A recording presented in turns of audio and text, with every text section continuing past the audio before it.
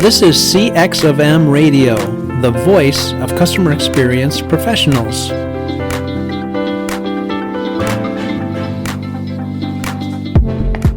Hello, and welcome to another World of UX podcast. This is your host, Darren Hood. Thanks, everybody, for taking the time to join us on today, and welcome to those of you that are joining us for the first time. We just completed our series where we were talking about sinister traits that are active in the world of UX, things that have been normalized, that should not exist at all, things that people think are fine and dandy and okay. These things, we had to expose them. We want to put them on people's radar. We want people to wake up. We want people to be in a better position.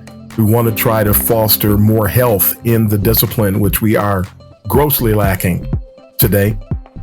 At the end of that series, I spent one more week just talking about what I refer to as the top 10, just 10 that just stood out the most to me. You may feel differently about yours with that list. That's all fine and dandy. That's just my perspective, and you may have a different perspective. You may see some different things. That's all fine and dandy. The thing is, those things need to cease. They are happening way too often, and we are suffering as a discipline because of that.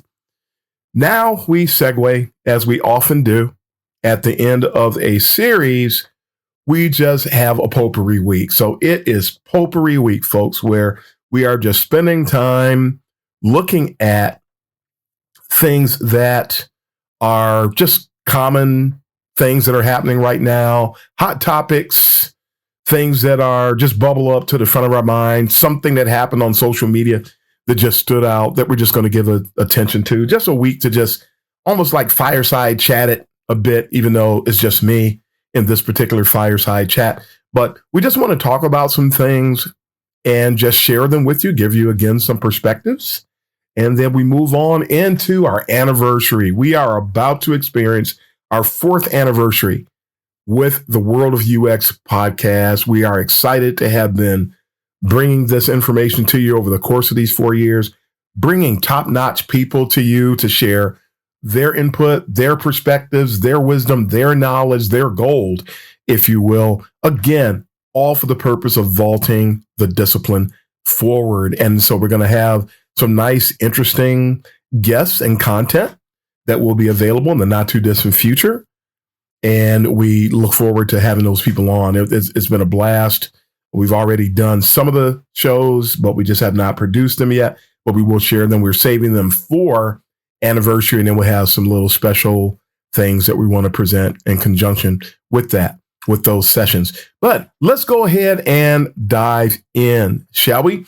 We are going to look at, what do I have here today? 1, 2, 3, 4, 5 potpourri topics that we want to share with you on today. Let's get going.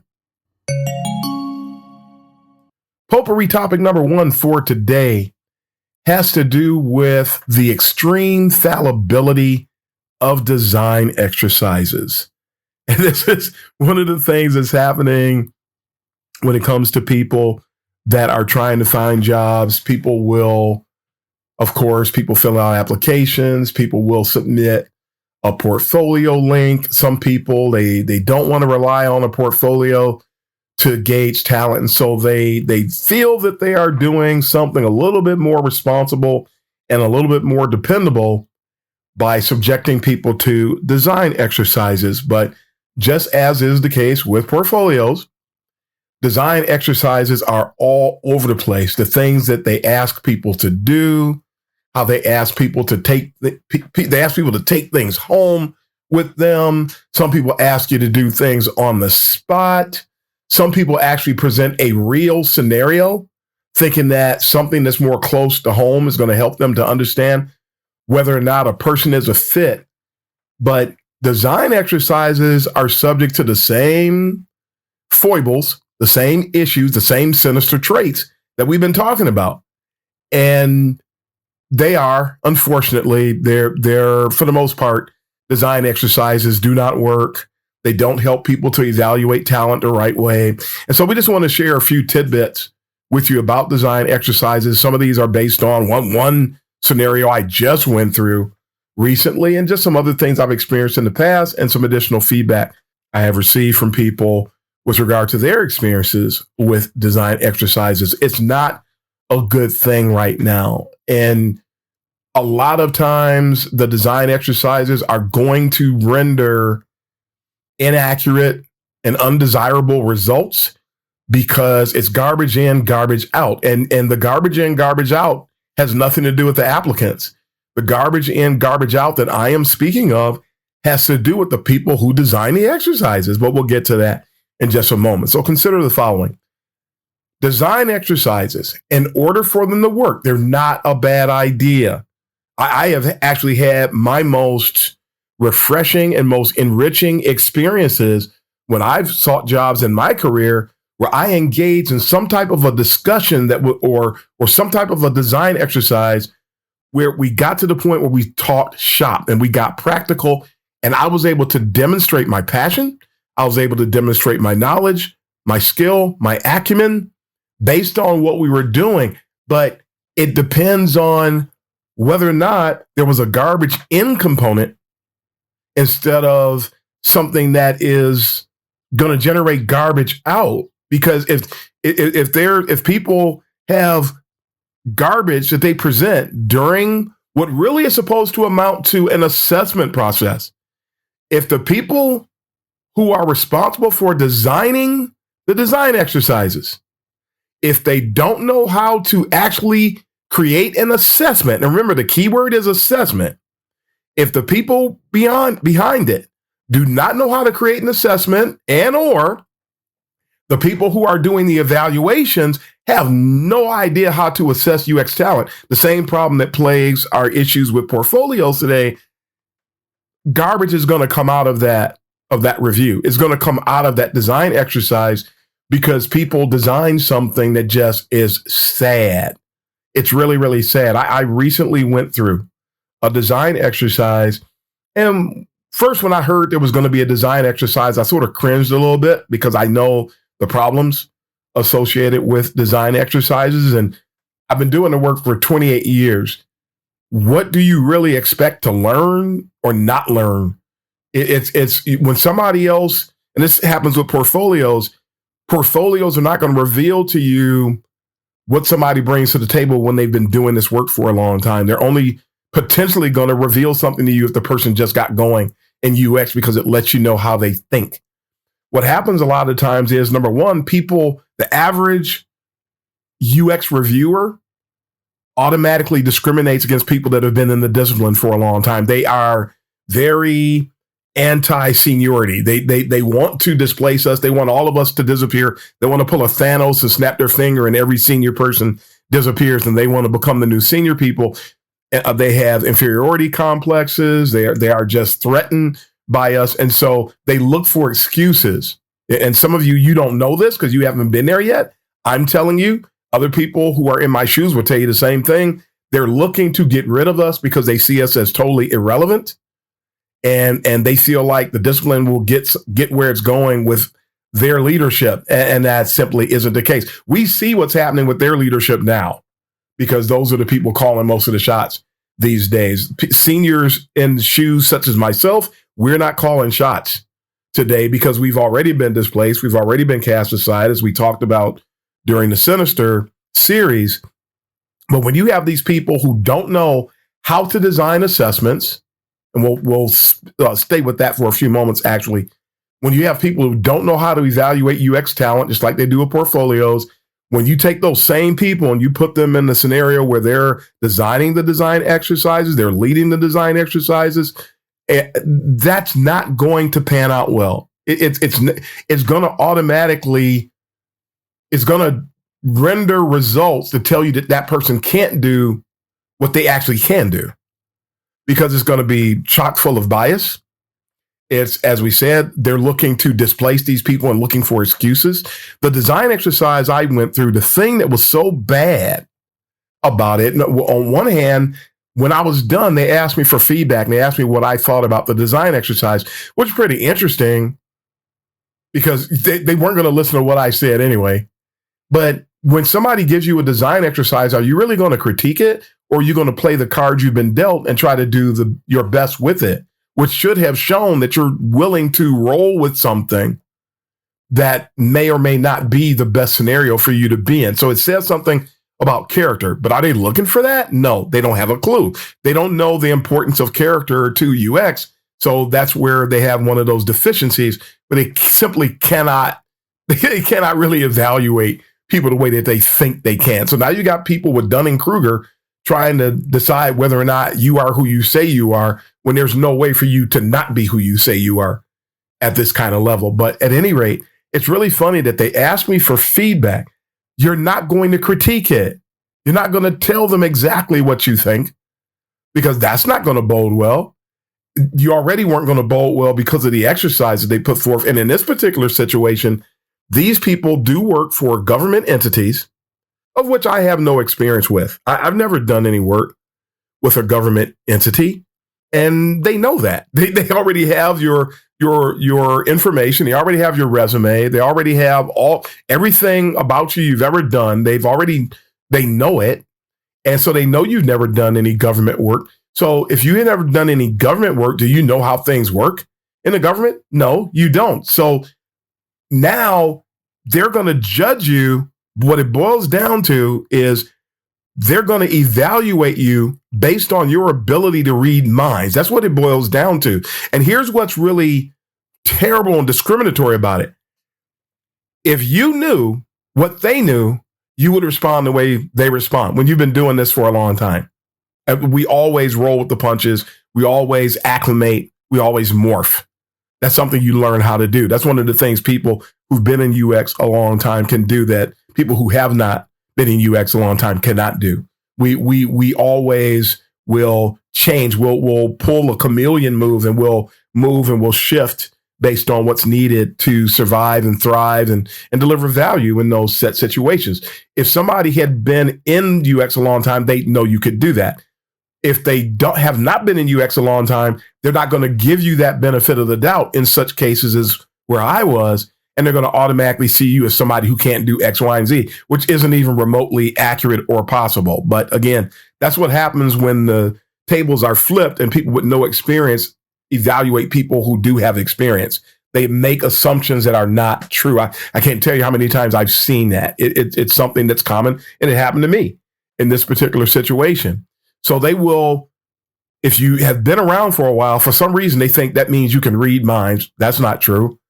And then they're going to come across somebody who also has no idea, who's also going to do the same type thing, but they decide to give that person a mulligan and not hold that against that person because they could not read minds. And it's just another one of those discriminatory things that happens in UX. And it really, in some cases, it amounts to a lynching, because these people are keeping more experienced people from generating a livelihood. They're taking the freedom of generating a livelihood away from us because we're experienced. And there's something extremely sinister. I can't get off of that sinister thing right now, but it's actually demonstrating the sinister mindset behind their operation today. That's really, really sad. But back to assessments. I said I was going to stick with that assessment thing for a minute because I want to point something out. Here's somebody trying to assess, person A trying to assess person B. In my particular case, you're trying to assess somebody who does assessments for a living. Basically, I do it in my UX practice, but I also do it because I'm an educator. I know how to create an assessment. I know how to create an exercise that will allow me to understand, give the person an opportunity to demonstrate their knowledge, their skill, their acumen, and then I have the ability to evaluate how well they did that. When people who do not know the purpose of an assessment, don't know how to create an assessment, have no experience in creating assessments, are put in a position to lead the charge with an assessment, there is no way, and by no way, it means that, a blind squirrel can always find a nut. But when it comes to basic operation, they simply can't do it. They don't know anything about assessments. And that's what happened in my situation. I did not read anybody's mind. I demonstrated my knowledge. I even made a statement once, and I talked about changing the information architecture because there was no information sent in the information architecture in what I was evaluating at all. And I made a recommendation to change the information architecture. Now, somebody who's been trained in information architecture knows that. But one of the people, the person who was the UX person on this evaluation team, told me that from what they've seen, information architecture can take months to change. From what I understand, from what I was told, that applies, that is true when it comes to government work. But I wasn't supposed to be responding in the exercise based on how government work occurs. I have no knowledge of it. I was basing it on what I knew to be true. I was basing it on what I knew to be heuristics and best practices, not on how they do their work. Here's the hypocritical thing about this. The three people who were evaluating me, none of them had experience before they came into that situation. And had they known what I knew, they would have responded the same way. It's amazing how people, and I've seen this a lot over the course of my career, they know nothing before they come into a situation. And then when other people that they encounter who know nothing coming into a situation, they have a tendency to judge them as if they already know the scenario, the culture, the surroundings, when they had to learn it as well. It's really hypocritical. And it's crazy how rampant this type of a mindset is. And again, I had the ability to generate and make a living taken away from me because of someone else's isms, because of someone else's biases, because of someone else's lack of empathy, because of someone else's jaded and unrealistic perspective. That's really what it boils down to. These things are happening too much. And a lot of people are being judged improperly and inaccurately when they're trying to apply for jobs, when they're interviewing for jobs. There are people who are brought into this process that don't have an ounce of equitability in their heart. And when these types of things happen, the wrong people get hired, which is one of the things that's plaguing us today. This is happening all over the place. So at any rate, anytime you have people that are leading a charge like this, you can't have any neophytes involved. The people have to be fair. And I didn't experience it, and I've had that happen way too often in my career, actually. And when you reach my level of seniority, what's going to have to happen is you're only going to be able to go to a company where people actually know something about UX. They have to be a little bit more mature in the discipline, because the less mature companies, they're not going to treat people fairly, and they don't appreciate expertise. They don't have any in-house, so they're not going to appreciate any. And they've been operating for God knows how many years without any expertise. It's really sad and strange today, but hopefully things will turn out better. But here's the good thing, the good side of it. I'd rather not go to a company like that, because if they treat you, every company that treats you bad, treats you unfairly during the interviewing process, they're going to treat you bad once you come in. So if that's what was waiting for me after I came on board, by no means do I want to go with that company. So I'm happy that did not work out, as strange as it may seem. And I talk to people frequently, and they say, when you don't have a job, you're ready to accept anything. And they're saying it like, I understand. I know the plight. I also know what happens when you go into those crazy companies, when you go into those toxic companies. I know what's going to happen once you go in there. And you're better off collecting unemployment. As terrible as unemployment is, you're better off collecting unemployment for a little while longer than you are going into a company that's going to detrimentally impact your health, that's going to cause you to lose sleep, that's going to cause you to pull your hair out. You're better off. So thank God we didn't go into that scenario. It's really, really funny. But at any rate, in a lot of these cases, biases and discrimination, they're guaranteed to abound. So, who lost out? Did I lose out, or did they lose out? Yep, they lost out. That's the way that it works. Topic number 2. I saw a discussion on LinkedIn, and these types of things pop up from time to time, and the person means well in what they did, but there are people who just frequently engage in extremely irresponsible banter but they're so clueless, they don't know that it's irresponsible. And so I saw a situation where someone was asking people who graduated from boot camps or attended boot camps their thoughts about their boot camp experience. And while I understand in general asking them how it went for them, what they thought, that there is an element of merit to that, there's also an element of irresponsibility associated with it. And here's why I say that. If you had no experience in UX and you went to a boot camp, and we've all seen what people who went to boot camps have to say after the fact. You've seen the results be and the feedback be really all over the chart, all over the landscape. It's everywhere from my experience was fantastic and it got me started to, man, I gave them all that money and I really got nothing out of it. The people who say that they got nothing out of it are actually your more critical thinkers. And a lot of times they've been exposed to people who are really calling out the foibles and the corruption and the predatory nature of boot camps. And then they look back on in retrospect, coupled with that critical thinking and the feedback they've received from other people. And they say, you know what? You're right. This did happen. That did happen. And this didn't happen. And that didn't happen. You're absolutely right. What a waste of time. What a waste of money. And the people who say that, well, a boot camp gave me a great start, don't realize that you could have gotten the same exact start for free just by doing searches on the same topics on the internet, because the stuff that they're covering in the boot camps is available for free on the internet. You don't have to pay $8,000 to $25,000. You don't have to let somebody take money out of your first few paychecks to pay for something that they've sold you that was really packaged based on what somebody else had. There are no sound ethics associated with boot camps, no matter how anybody spins it. And folks need to just face that. They need to face that fact today. But the main point that I got out of this question, the thing that struck me when I saw it more recently, was that when you ask people who went to boot camp, and for the purpose of this, I'm calling them boot campers, and that's what I'm going to start calling them, is boot campers.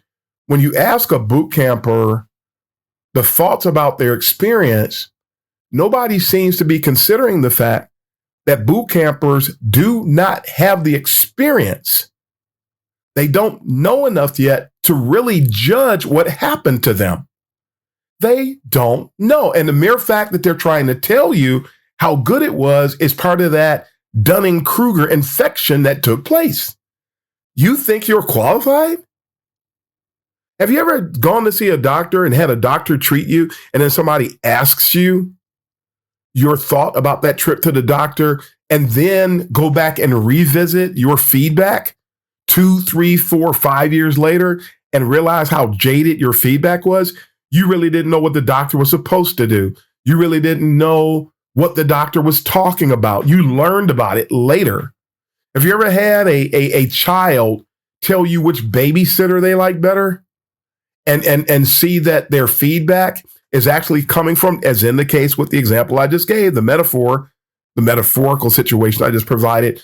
When somebody is uninformed, when a child tells you that they like babysitter A better than babysitter B because they had more fun with babysitter A, when the truth of the matter is that babysitter B was more disciplined and held the child accountable to stuff. So the child didn't like the fact that they were being restricted from doing dumb things. And so they had more fun. Kids always think dumb stuff is fun. And that same kind of mindset applies to this. Boot campers do not know how to evaluate their experiences. They don't know that all the topics that they were presented with were just scratching the surface. They don't know that they weren't presented with fundamentals in enough of a way to lay enough of a sound foundation to go forward. Matter of fact, a lot of boot campers will tell you that it gave me a great start. Really? I still have yet, and really maybe two, of all the boot campers I've ever been exposed to in my career, there have only been two that I've worked with that were not responsible for me losing sleep. There have only been two that I've worked with that were not a source of pain and frustration and rework. There's no way around any of this. No entry-level person, whether they went to a boot camp or not, no entry-level person is going to come through the door generating a bunch of value. There's way too much to learn. They have to onboard with the culture. They have to onboard with the work. They have to onboard with the relationships. God help you if the person had a visual design background because they think that they're going to deliver a bunch of aesthetic stuff, not knowing that UX lives beneath the presentation layer the vast majority of the time. And so they come in doing visual design stuff. And yeah, somebody will tell them that they did great work. Did a real UX person tell you that you did something great? They don't understand, and people are not accountable to the excellence factors associated with the discipline and then trying to sell people on their perception as if it's authentic. It's not. And it's not until people's perception of the discipline becomes actually and verifiably authentic that their perspectives and their how they tend to reminisce and their opinions, trying to think of the right words here. It's not until that opinion, because remember, there's expert opinion and then there's general opinion. Anybody passing by could have an opinion, but what does the expert have to say about it? That's where everybody really needs to be examining themselves. That's where you really need to compare yourself, because until you really know what you're talking about, and we all know this, why we're trying to let people get away with this in UX is beyond me. Until you really know what you're talking about, what you're saying doesn't really mean a whole lot. It really doesn't. It's not really helping anybody to be grounded, but yet people can get an amateurish perspective and think that they've arrived. The boot camps will tell you that you can learn everything you need to know about UX in 6 months. You believe it, which is why you gave them $8,000 to $25,000 or allowed them to take part of your paycheck.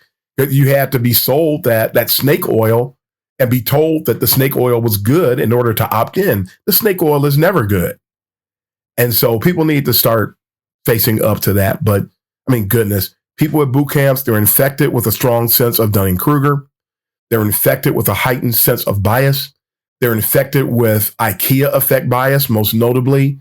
They think that because they're associated with the boot camp, they see the boot camp as being able to do no wrong whatsoever, and they couldn't be further from the truth with that. Folks who go to boot camps, whether you like it or not, are infected with tunnel vision.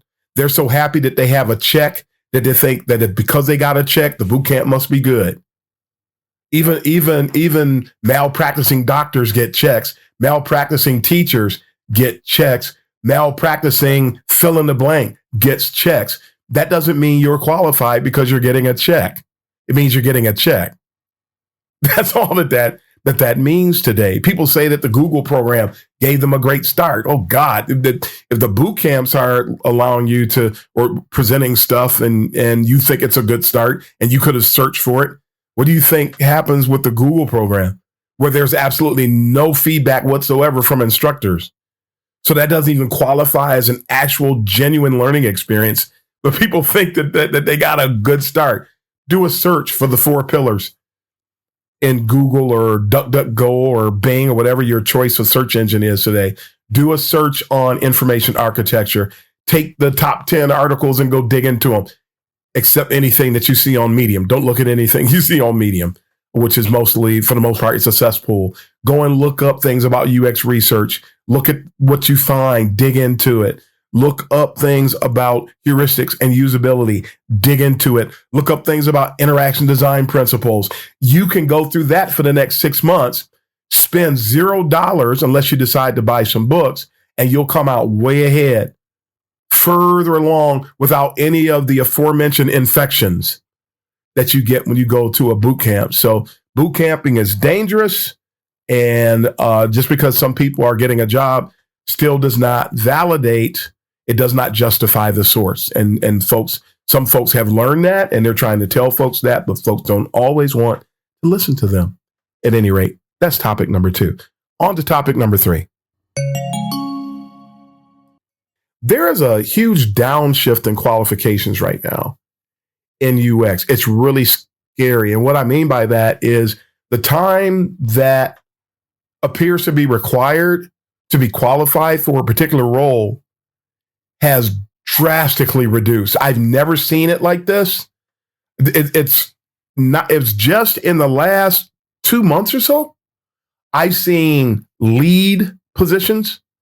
I've seen manager positions. I've seen UX director positions. I've seen manager and director positions where they're asking for someone with a year of experience. That's downright insane. And that tells you that the organization hiring for those positions doesn't understand what it takes to do UX. It also is a sign that they're going to just bring somebody in to hold a spot. They're not really coming in to do UX work, and they have no intention on having people do real UX work. I saw a post just today where a company was hiring for a lead UX designer, and they wanted only like 3 or 4 years experience. You know how long it takes to be a real UX lead? We're talking 12 to 15 years of experience. And that has to be obtained not just at one company, but that's across a person's career.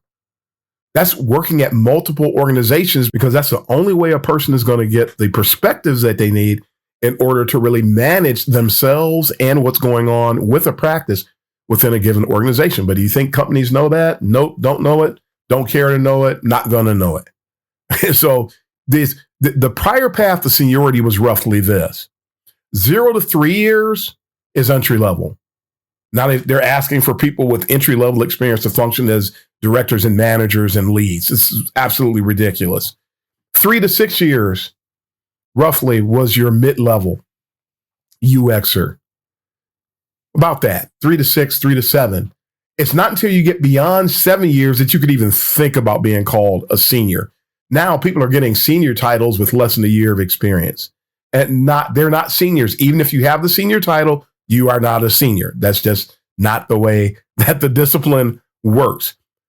And then you have your leads, you have your principals, you have your staff UXers, and that's all beyond the 10 to 12 year range. Anything beyond that, you have to get in that arena before you could even remotely be considered for one of those roles. Now, if that was still the case, instead of this dysfunctional landscape that we have today, then people who are more senior, people who are more seasoned, people who have been laboring for years to reach that level, only to today be cast off in favor of somebody who brings nothing to the table. This is dangerous stuff, because it's going to render the discipline as being ineffectual. Is going to render the discipline as being irrelevant, because these people, when they come into these roles, they're not going to bring any value, let alone the value that's in alignment with the position they've been hired to. So this is really scary stuff today, completely dysfunctional. And again, the dysfunctional path has resulted in the discarding of people who previously worked to achieve this. So they're all sitting out here. I see them all the time.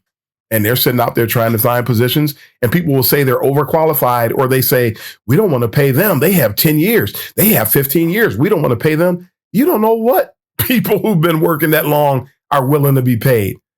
I mean, people who've been working for 3 and 4 years, and sometimes not even that long, are getting $120, $130, $150, $180, $200,000 a year, and they know nothing. They're entry-level UXers.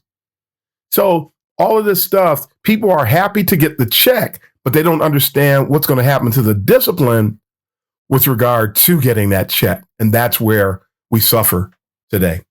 At any rate, on to topic number 4. Barrier of entry. This is something I was having a conversation with somebody recently. We were talking about some of the things happening in the discipline today, similar to what I was just mentioning with our third topic about the downshift and qualifications. But let me take you on a little bit of a history tour. And earlier in UX, the barrier of entry, in order to get into UX, you had to really confirm that you were qualified. And you would confirm you were qualified by people who knew how to evaluate you. We didn't have all this little fishy stuff, and where you have people who somebody gave them a chance, and now they want to give other people a chance. So all they do is give chances, and they get in the way of actual qualified people. It's interesting how all of that's been flipped today. But the barrier of entry was very high. You didn't have all these tools you have today, which with regard to Figma and Sketch and different tools like that. And of course, not Axure.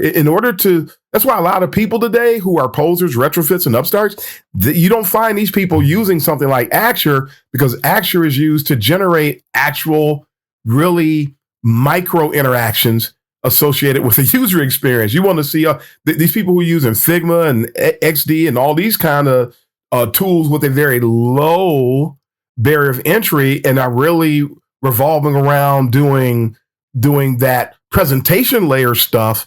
That has lowered the barrier of entry, but the barrier of entry was high 12 to 15 years ago. The barrier of entry was high. Now it's almost non-existent. I mean, before it guaranteed the quality of your applicants. Today, because there is no barrier of entry, everyone and their mother, as we tend to say, everybody can get in. The entrants used to have to up their game back in the day. Today, entrants don't have to do anything. That's why you have people that are willing to subscribe to the fake it till you make it mindset, because they know that they can fake it, not be held accountable for faking it, get a role that they didn't deserve, get a role they don't qualify for, being given to them by somebody who has no idea how to evaluate talent. And the whole thing is just upside down. Nobody complained about gatekeepers 15 years ago. It's people who cannot really present themselves properly to a quote unquote gatekeeper, who know that they can't qualify, who know they cannot meet the requirements of the gatekeeper, that complain about the gatekeepers. They're not as upset about gatekeepers as they claim to be. They just want to be able to get somewhere with lower barrier of entry. They want to be able to get somewhere without being able to do as much. They want to get somewhere in some cases without doing anything at all. Nobody balked 15 years ago because somebody asked them to learn or demonstrate their expertise with regard to fundamentals. People are doing that today because they're not learning fundamentals. They don't care about fundamentals. Nobody's holding them accountable to fundamentals. Nobody got sensitive 15 years ago when somebody presented them with constructive criticism. But they're doing it today because you have so many neurotic people that they think that you're stomping on them when you give them some constructive criticism. But constructive criticism is what makes us be better. It helps us to raise our game. It helps us to up the ante. It's critical, important stuff. Just really sad today. So the barrier of entry, if we are going to restore UX to its former glory and to its former value proposition, the barrier of entry needs to be restored to a higher position. And there's a lot of us out here working to do that. More to come on that at another time. Let's move on to our final topic today. For today's final topic for this Potpourri segment, we just want to chat for a couple minutes about AI, artificial intelligence. I did a couple shows recently, and this is a hot topic. Everybody knows AI is a hot topic, but I don't think I've said a lot about this. And what I want to do is bring somebody on the show who can speak at length about artificial intelligence, because I'm not very immersed in it. I don't have a need to be. I'm going to start learning more about AI. I'm going to vault myself forward with regard to it. I'm going to dive in with regard to it. I think it's important. I think that it's going to become more and more valuable as they produce better AI resources, because today they're spitballing today, and it's, you don't know if and when you can trust AI. It's in its infantile stages at the level of which, when it comes to being paralleled with the hype today, it's not, the quality and the value prop is not the same as the hype. And so we have a problem, and we need to be very sensitive to that. And we need to be very careful regarding that today. But just a few tidbits about AI. Number one, it's just a tool. Remember that. AI is just a tool, just like everything else that we use to help us to get the work done. AI is a tool, and it should be treated as such. It is not going to replace anyone. AI cannot do our job. AI is only capable of doing work that is in alignment with the finite science aspects of user experience work. It cannot handle anything that has to do with infinite science. Anything that revolves around having your head on a pedestal, anything that revolves us to pivot or swivel, anything that gives a variable that can change at the drop of a hat, AI can't handle it. It can only handle things that are very structured, very methodical, things that are very cut and dry.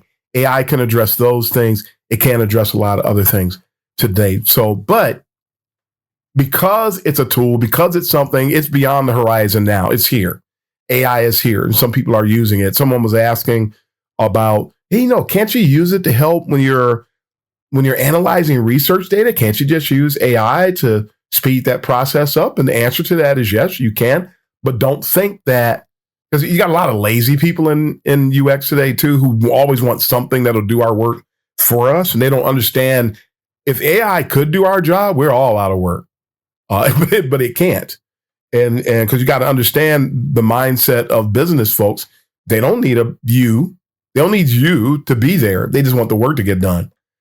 AI cannot do everything that, especially a well-trained UX person, can do. And when it comes to, back to the point about analyzing data, when it comes to analyzing research data, even if and when AI analyzes some data, because there is still a high error rate, you still have to go back and double check that work. So there's always something for us to do when it comes to the whole AI workflow component. Anything that AI is going to do, it needs us there to hold its hand and to do stuff. So keep that in mind. Remember, it's artificial intelligence, which I like to think of as an oxymoron. It's programmed. It's an extension of whoever programmed it.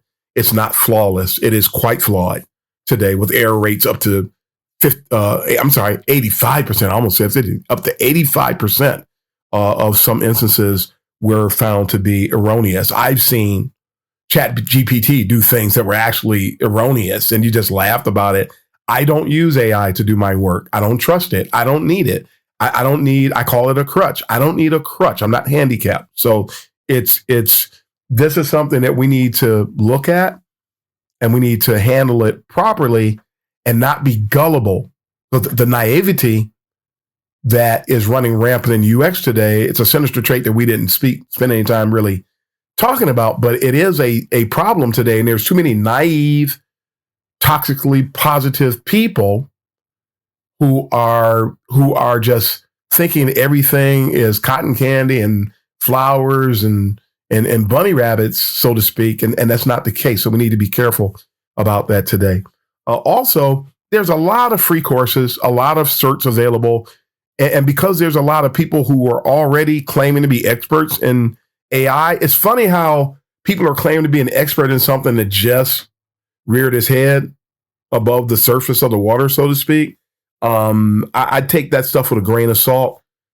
Instead, you have places like MIT offering courses in AI. You have IBM offering free courses in AI. Find reputable courses, reputable resources addressing artificial intelligence and tap into those. Make it a point to learn. It's still in its infantile stages. AI is. Learn something about it now. Don't just get left in dust. Learn something about it, but it's not as reliable as a lot of people are touting it to be. And a lot of the people who are touting AI's reliability are usually making money off of you buying into that hype. So don't do that. But you have the resources. Go and take these courses. Go and get these certs. Learn what you can about AI. You can actually try to innovate yourself. How can I use this to improve how I do my work? Keep experimenting. Play around with it. Find out what can be done. But don't buy into the hype blindly, because that's going to come back. It's going to bite you if you do. And remember, just as misinformation abounds in UX circles, there's no shortage of misinformation when it comes to artificial intelligence. So let's have our head on straight. Remember, we work in a discipline that revolves around critical thinking. So let us abound in critical thinking today, and we'll all be better off for it. And folks, that is it. That is the end of this Potpourri segment. Thank you for taking the time to join us on today. We're going to get into the anniversary episode starting next week, but Until next time, it's time to sign off. This is Darren Hood, the host of The World of UX, wishing everyone all the best. And until next time, happy UXing, everybody. Thanks for joining us for this session of CX of M Radio. Be sure to rate, review, and subscribe to the show, and visit cxofm.org for more resources.